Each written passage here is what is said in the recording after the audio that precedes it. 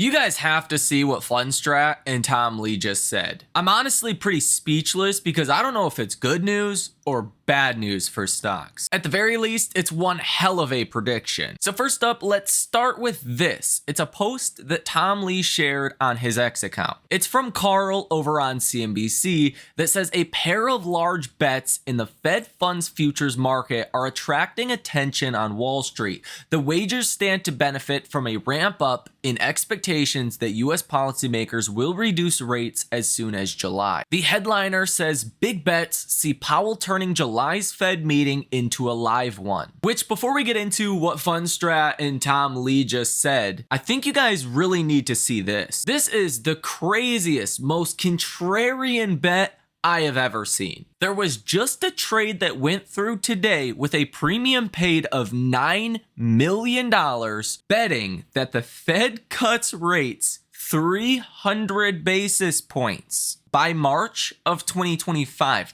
That would put the federal funds rate at 2.25%. Now, I'll tell you right now, if the Fed cuts rates 300 basis points over the next 6 months, really 9 months or so, that's not going to be good for stocks. But this is what Fundstrat just said. If new car prices fall back to the 50-year trend, this is a fall of negative 16%, a huge decline and would bring prices back to pre-pandemic levels. This is already happening in used car prices. We expect used car prices to fall as much as an additional 24%. The second largest CPI component, autos, is set to see substantial deflation, which I'll tell you now, deflation is never a good sign for the economy, whether it's used cars or doesn't matter what it is. Anything can be an example there. Deflation's never good. Fundstrat goes on to say, perhaps it is no surprise that Fed fund futures are now starting to price in the probability of a July cut. Bottom line, stay constructive in June. This is the chart that Fundstrat put together with this piece they put out today, and that would be a huge decline if used car prices do fall 24%. Now, take a look at other historical periods of weakness in the economy and what happened to used car prices. Most notably here, you have 2008. That was a huge decline. That was over a 50% decline. Here you have even the Rona. This was about a 20% decline. And, well, if you go through, which would be top to bottom, almost a 50% decline in used car prices, I can't make an argument that the economy would be in a good place at that point. And I think the unfortunate part about this is the Fed is not going to cut rates because used car prices come down. They want to see housing come down. The Fed is the reason housing inflation is so high, using owner's equivalent rents and keeping mortgage costs ridiculously high. There's not really a good outcome there. I think the Fed is firmly waiting for deeper weakening in the economy before they start cutting rates. And maybe they're about to get just that. Because take a look at this post from Michael J. Kramer that says, the bid to ask spread in the SPY is as if the VIX was over 30, meaning that there is a ton of puts being bought on the S&P 500, as if what you would see during a massive spike in the VIX, which a massive spike in the VIX happens when stocks fall and people go out and they hedge their portfolios. And what's most interesting about that is today is the largest option expiration in the history of our markets. You have over $5.1 trillion worth of options that are expiring. Now, if you take a look at the option activity on the SPY, the ETF for the S&P 500, you can start to get a much better understanding of what that last X post is actually talking about, suggesting the VIX should actually be at like 30 right now. Because you're not even going to believe this. And I think it's even hard for me to believe this. There is over 20 times more puts for next week than calls. That means pretty much everyone is expecting next week could be rough. Here's the actual breakdown. So open interest are options that are held in people's brokerage accounts that are bought and held. Volume would be traded options. So today you're seeing volume of 41.18% calls, 58.82% puts. Not a big deal, skewed to the put side, but still not a big deal. If you take a look at the open interest for next Friday's option expiration, which is June 28th, 4.8% of all open interest is calls and 95.2% is puts. That means a put to call ratio on open interest is 19.83. So pretty much 20 times more puts than calls. Now again, why is this so interesting? Because today is such a large option expiration. What you're going to see and what you are starting to see is that $5 trillion is starting to reappropriate that money into different bets. So what actually tends to happen on these very large option expirations is you don't see a lot of volatility. The week of $2, $3, $4 trillion option expiration, it tends to be a pretty flat week overall. Think about it like this. You've had all of this call exposure and a vast majority of those options are calls. Market makers, they're already hedged out for that, right? Until you start to see the closing out of those positions, you don't see a lot of money actually moving around. But when you get to a day like today, when those options expire coming next week, now you have $5 trillion that can reposition in our markets. And it looks obvious, I mean, to everyone. There's a lot of downside defensive positioning in the options market. And just the same way the calls helped this market to really excel over the past 2 months, the puts could help this market to fall over the next coming months. Obviously, that is not a concern, but when you see almost 20 times the puts to calls for next week, you have to ask yourself, could we be due for a correction? And the obvious answer looking at this data with markets that are still overextended is yes. So that's something to be watching out for, especially if you're all in this market and you don't have any hedges or any protection or any cash. It may be a good time to raise your cash levels a bit. But unfortunately, I'm not a financial advisor and I cannot give you advice. But if I was a financial advisor, that's what I would say. Today, the Conference Board Leading Economic Index fell in May by 0.5% month over month versus 0.3% was the estimate. That is negative 0.3% and 0.6% positive in the prior month. So the leading economic index just got a lot more pessimistic, meaning that companies out there do not feel that great about this economy, which you can see this is a streak of many months now, over 2 years to be exact. You can also see that lumber closed at its lowest price since January of 2023. Barclays posted this chart with the eyeball emojis because when lumber plummets like this, it's not usually a good sign for economic activity. Same is true with oil. Oil tends to be one of those commodities that is very tied to the business cycle. If the economy is doing well and there's perceived to be a lot of construction and new development and continued strength, lumber tends to do well. Same is true with oil. Michael J. Kramer that runs mottcapitalmanagement.com says Nvidia could fall almost 30% and only return to where it was in mid-May before this upcoming earnings. Now that's one hell of a call because that would put Nvidia down to about $95, which in again retrospect, that would be about $950 before the split. Peter Berskin on X says he expects the S&P 500 to fall to 3750 during the next recession. Just for a little bit of context, that would be a fall of about 31.5% from current levels. That would put you back to where you were roughly to start 2023. He says, in just assuming two things this can happen, the forward PE ratio drops to 16, which would still leave it above the 2012 through 2019 average, and that EPS estimates decline by 10%, which is also quite conservative. And that's it. Which I do have to say, whether or not that happens, earnings expectations are at the highest you've seen in many, many years. Because what tends to happen is when you start a year, people are optimistic, analysts that is, and they have really good earnings expectations for the year. And then as you get into Q1 and Q2, you actually see earnings estimates on average fall from like 9 to 10% to start the year down to about 4% on average. Well, what's happened this year is earnings expectations started off the year at 8-9%, and they've actually risen to about 14%. Same has happened for 2025. Earnings estimates have went higher this year, heading into a more weakening economy.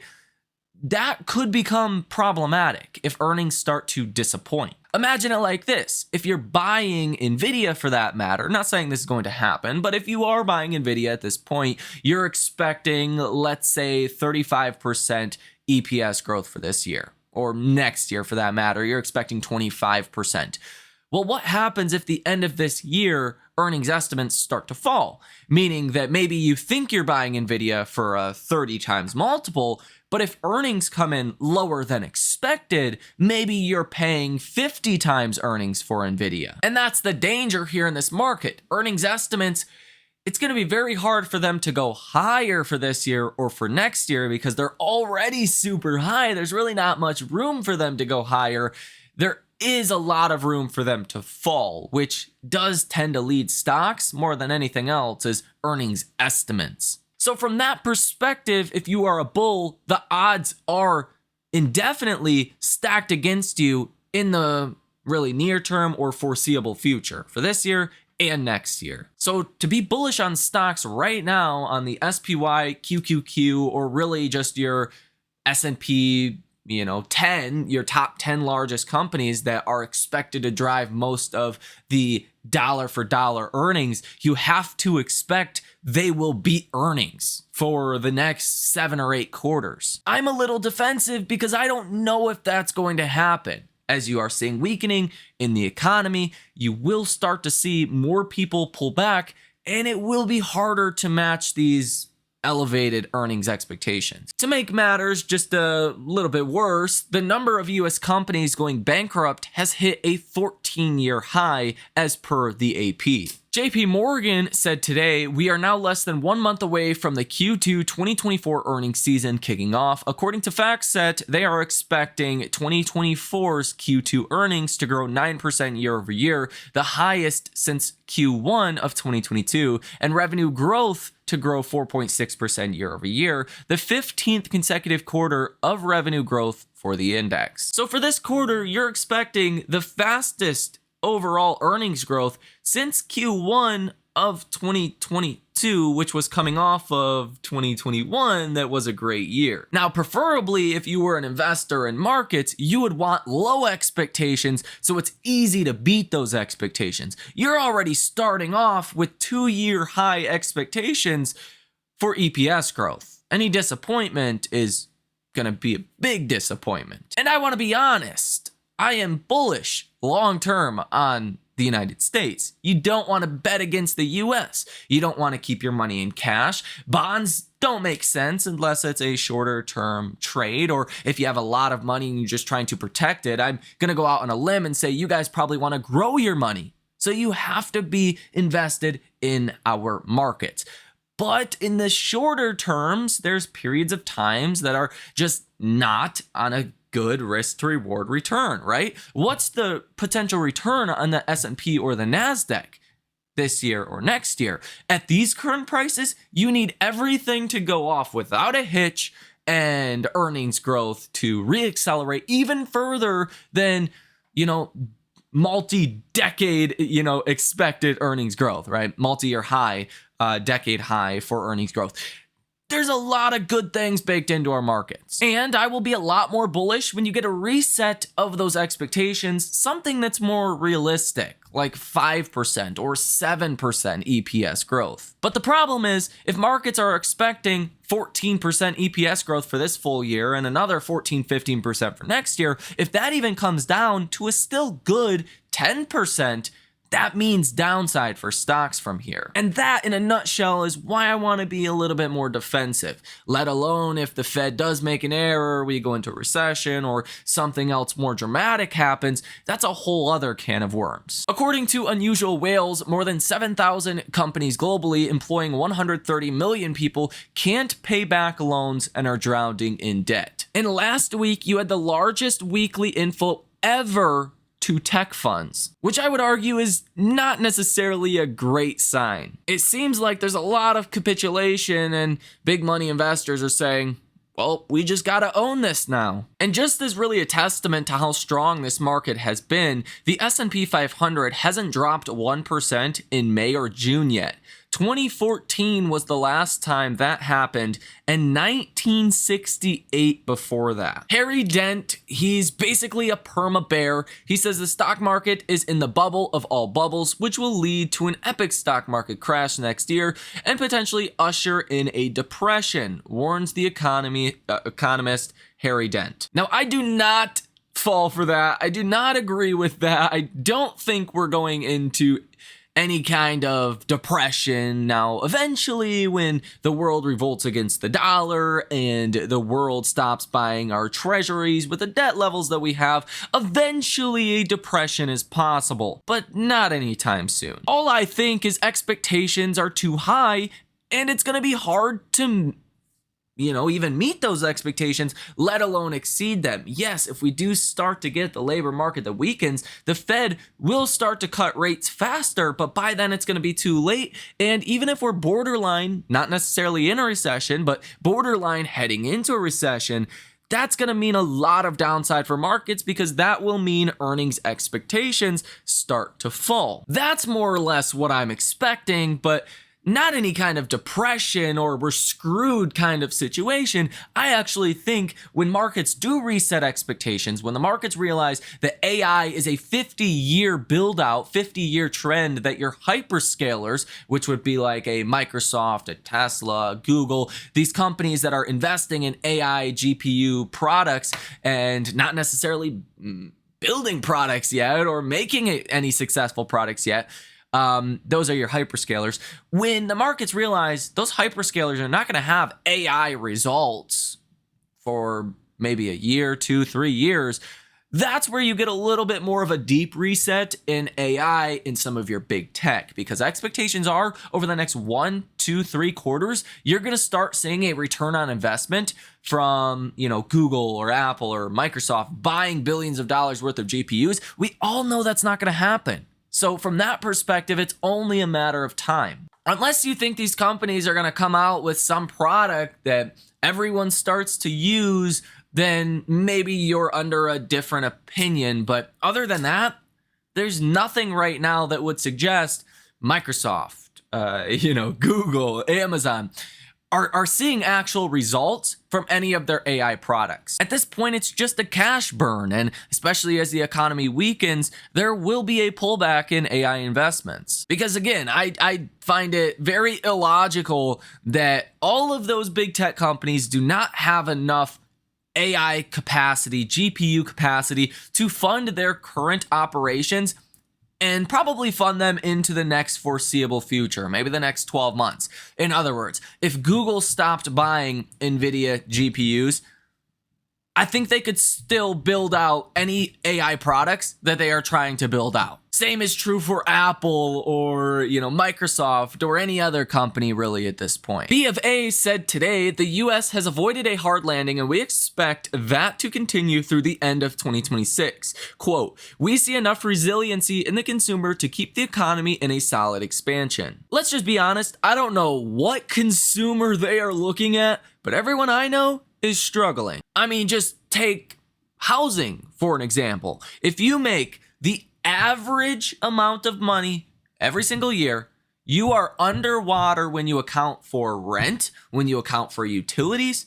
a car, let alone a car payment, but just a car, gas, maintenance, you are literally underwater. Consumers have been spending on credit, and eventually that will stop. So the consumer's not resilient. The consumer's struggling and they have to pay for what they have to pay for. I just look at notes like that as really showing how offsides some of these big money investors are, some of these banking institutions that say things are going to be great for years.